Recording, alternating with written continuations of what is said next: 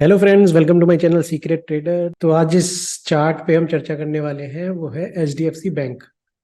HDFC bank, जैसे आपको पता है कि बैंक निफ्टी में सबसे ज़्यादा वेटेज एचडीएफसी बैंक की ही हो गई है जब से मर्जर हुआ है। अराउंड 27% वेटेज बैंक निफ्टी में एचडीएफसी बैंक का है। मैं एक बार चार्ट लगा लेता हूँ पहले एचडीएफसी बैंक का आपके लिए। तो ये चार्ट ओपन कर लिया मैंने एचडीएफसी बैंक का। अब इस पे मैंने क्यों डिस्कशन के लिए सोचा एक बार, क्योंकि एक तो बैंक निफ्टी बहुत तेज़ी से गिरा है। अब बैंक निफ्टी के अंदर जो कंपोनेंट्स हैं, जो प्राइवेट बैंक्स हैं और जो पीएसयू बैंक्स हैं, उन दोनों में इतनी ज़्यादा फाइट हो गई है कि एक जो प्राइवेट बैंक्स हैं वो बहुत वीक दिख रहे हैं और पीएसयू बैंक बैंक जो है उसका इंडेक्स अपने लाइफ टाइम हाई बना रहा है। तो ये दोनों अपोजिट डायरेक्शन में चल रहे हैं, तो मेरे को लगा एक बार देखना चाहिए कि क्या चल रहा है प्राइवेट बैंक्स में। तो एचडीएफसी बैंक में अगर आप देखेंगे तो ये डेली चार्ट है एचडीएफसी बैंक का। इसमें 3 दिन रेगुलरली बहुत स्ट्रॉन्ग रेड कैंडल बनी है, गैप डाउन के साथ बनी है। बीच में एक कैंडल बनी थी जो कि डोजी कैंडल थी, बट उसका भी यहाँ पे लो तोड़ दिया है इसने। डोजी कैंडल का लो था अप्रोक्सीमेट 1540 के पास। तो H D F C bank बंद हुआ है 1530 के पास, तो इसका लो को भी तोड़ के बंद हुआ है।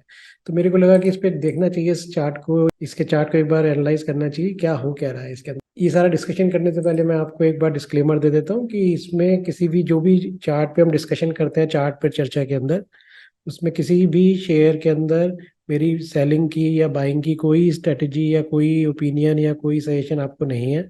हम बस एक चार्ट को देख रहे हैं, उसको बाइसेक्ट डाइसेक्ट करके देख रहे हैं कि उस चार्ट का मतलब क्या निकल रहा है, कैंडल्स कैसी बन रही हैं, पैटर्न्स क्या बन रहे हैं, और एक डिस्कशन कर रहे हैं उस चार्ट के बारे में।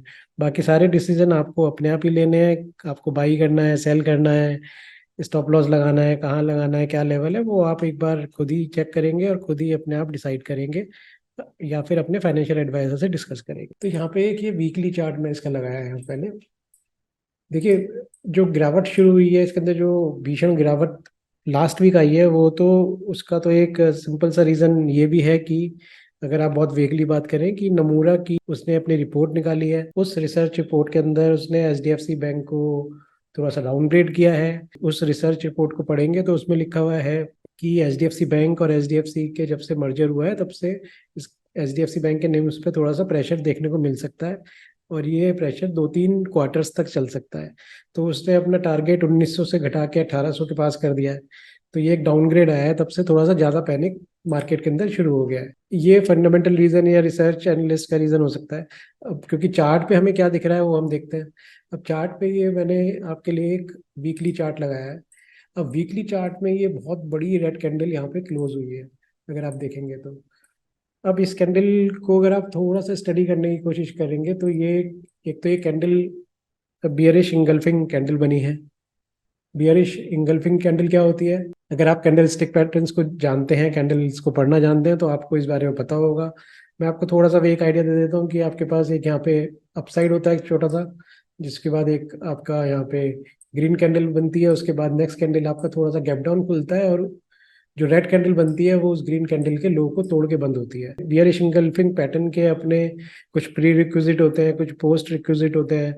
ये वो कब बनती है, कब वो ज़्यादा एप्लीकेबल होती है, कब वो ज़्यादा खतरनाक होती है, कब वो कम खतरनाक होती है, कब आपको उस बेसिस पे ट्रेड लेना चाहिए और कब आपको अवॉइड करना चाहिए, सारी चीज़ें होती हैं उस कैंडलिस्टिक पैटर्न में। और अगर आपको वो कैंडलिस्टिक पैटर्न समझना है तो आप प्लीज़ मेरे को कमेंट सेक्शन में कमेंट करके बताइए। मैं उसके लिए एक आपको एजुकेशनल पर्पस के लिए कैंडलस्टिक को एक्सप्लेन करते हुए वीडियो बना दूंगा। तो चलिए हम एक बार देखते हैं कि कैंडल बाकी क्या इसमें चार्ट्स में मैं दिख रहा है। देखिए, जनरली मेरा सबका अपना अपना व्यू होता है चार्ट को रीड करने का और उस पर अपने इंडिकेशन फाइंड करने का। मैं सबसे ज़्यादा जो वैल्यू देता हूँ वो देता हूँ प्राइस एक्शन को। बहुत सारे लोग इंडिकेटर्स को देते हैं, मैं भी इंडिकेटर को चेक करता हूँ, बट मेरा सबसे ज़्यादा कन्विक्शन जो होता है प्राइस एक्शन पे होता है, क्योंकि मेरे को लगता है कि सबसे पहले जो आपके पास इंडिकेशन आता है वो प्राइस एक्शन में दिख जाता है आपको। उसके बाद इंडिकेटर्स पे सारी चीज़ें रिफ्लेक्ट करती हैं। तो आपको जैसे भी कंफर्टेबल होता है आपको वैसे चार्ट रीड करना चाहिए। तो हम थोड़ा सा बात करेंगे कि प्राइस एक्शन कैसे चल रहा है इसके अंदर। देखिए, अब यहाँ प्राइस एक्शन में अगर आप देखेंगे तो यहाँ पे बहुत सारा क्लटर आपको दिख रहा होगा बार्स का। एक वॉल्यूम का इंडिकेटर यहाँ पे लगाएंगे जो बहुत बेसिक इंडिकेटर है। तो यहाँ पे आप देखेंगे कि ये पूरा वॉल्यूम्स की बार का साइज एकदम बढ़ना शुरू हो गया था इस पॉइंट से ही। अब अगर वॉल्यूम इंक्रीज हो गया है और शेयर गिर रहा है, तो इसका मतलब कि सेल्स पोजीशंस बहुत स्ट्रांगली बन रही है या फिर प्रॉफिट बुकिंग बहुत ज़्यादा चल रही है। तो ये सिंपल सा इंडिकेशन होता है इंडिकेटर का। बाकी बहुत और भी डिटेल होती है इंडिकेटर्स में, बट वो डिस्कस नहीं कर रहे हैं। तो हम प्राइस एक्शन में वापस आते हैं। तो अब यहाँ पे जो अगर आप एक एक सपोर्ट की लाइन अगर आप डालेंगे यहाँ पे, तो एक सपोर्ट 1550 के पास यहाँ पे एक लाइन बनती है जो कि एक वीकली चार्ट पे बन रही है, जो यहाँ पे नवंबर 2022 से नहीं टूटी थी। इसके अंदर आप देखेंगे तो यहाँ पे इसने इसको सपोर्ट लिया, एक बार यहाँ पे सपोर्ट लिया, देन एक यहाँ पे सपोर्ट लिया, देन एक बार यहाँ पे सपोर्ट लिया। तो हर बार इस लाइन पे सपोर्ट लेके बाउंस बैक हो रहा था, यहाँ पे आया तो फिर बाउंस बैक हुआ, देन कोशिश करी फिर बाउंस बैक हुआ।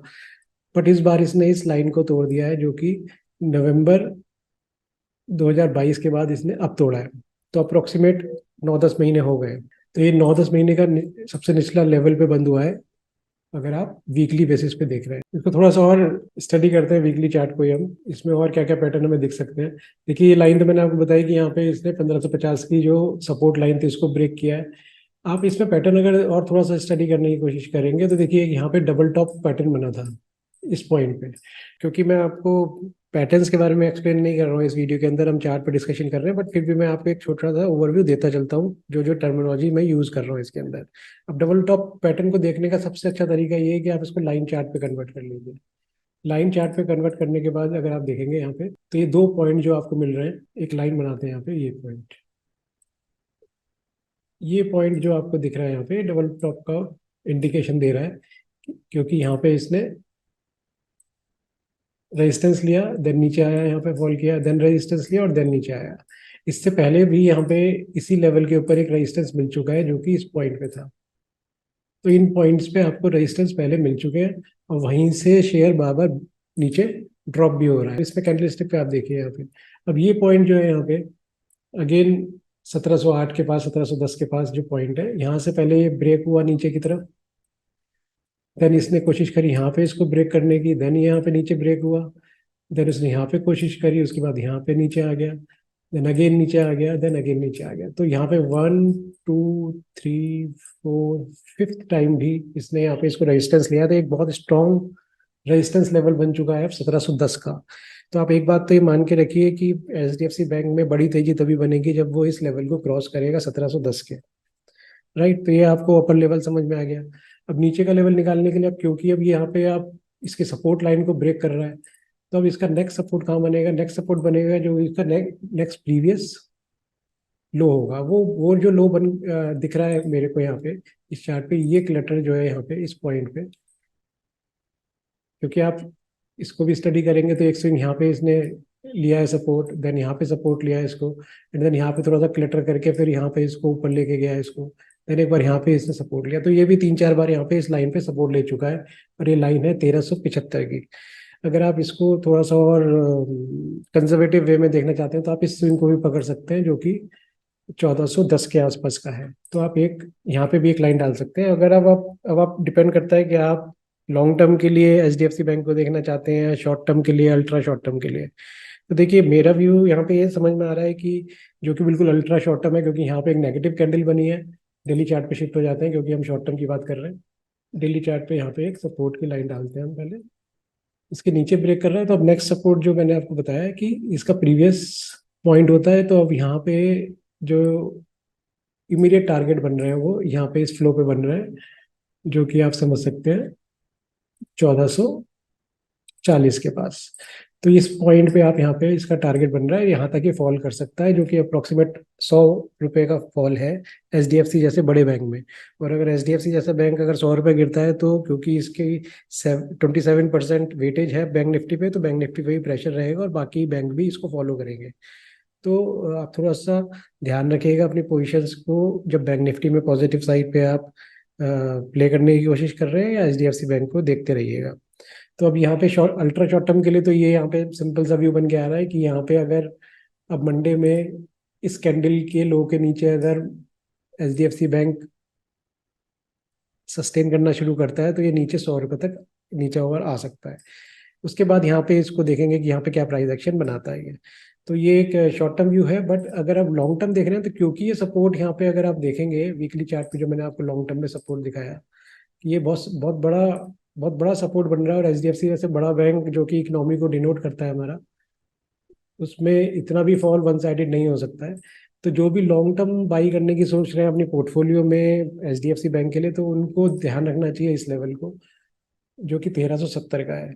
तो आप 1370 से 1400 के बीच में इसको एक्यूमुलेट करना शुरू कर सकते हैं, अपनी बाइंग शुरू कर सकते हैं। अदरवाइज अगर ये नीचे तक नहीं आता है और रिवर्सल लेता है तो हमारी बाइंग बनती है 1710 के ऊपर, जो कि ऊपर रेजिस्टेंस बन रहा है। तो ये इसका टोटल ब्रैकेट बन के आ रहा है। तो मेरे को ऐसा समझ में आ रहा है कि इस चार्ट पे या तो हम H D F C bank buy बनेगा 1710 के ऊपर, या फिर 1400 के पास और 370 के बीच में कहीं। बाकी आप इंडिकेटर्स और देख सकते हैं और लगा सकते हैं। बहुत सारे लोग एक्सपोनेंशियल मूविंग एवरेज देखते हैं, बहुत से लोग पीवीटी देखते हैं, बहुत से लोग ओबीवी देखते हैं। तो अलग अलग इंडिकेटर्स अलग अलग लोगों को सूट करते हैं। मैं भी कुछ इंडिकेटर्स देखता हूँ, बट वो मैं यहाँ पे यूज़ नहीं कर रहा हूँ क्योंकि वो बहुत सारे लोगों के लिए फैमिलियर नहीं होगा। बहुत सिंपल प्राइस एक्शन पे चार्ट एनालिसिस कर रहे हैं हम लोग।